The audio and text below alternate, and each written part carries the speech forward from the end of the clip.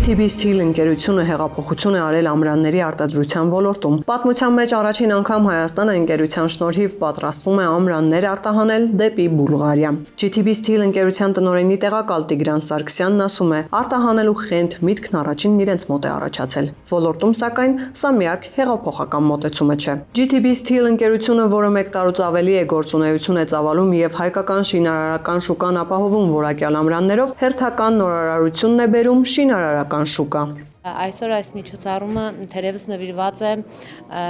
ամրանների կցորդիչ կամ ամրակապ կամ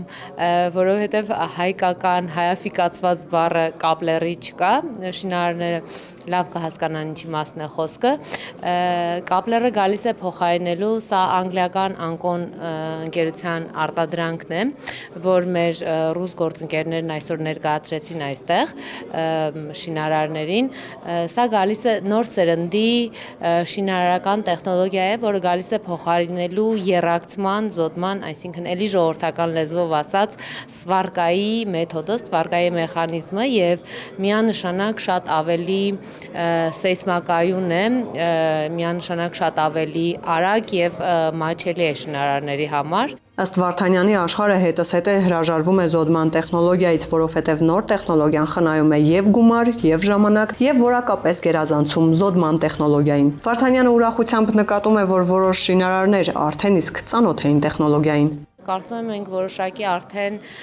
ապրել ենք այդ դարաշրջանը նորամուծությունների հանդեպ վախեր ունենալու հետ կապված, բայց կարծում եմ այստեղ կա ներկայացնելու խնդիր, այստեղ կա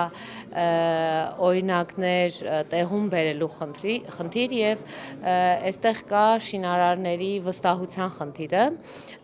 որը կարծում եմ մենք արդեն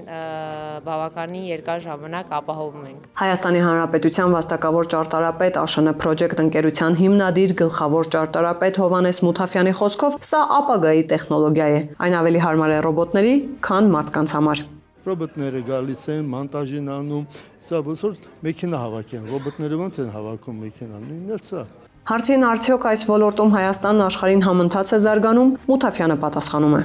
Աշխարհն է հետ մեզանից, ասեմ ձեզ, մենք չենք հետ։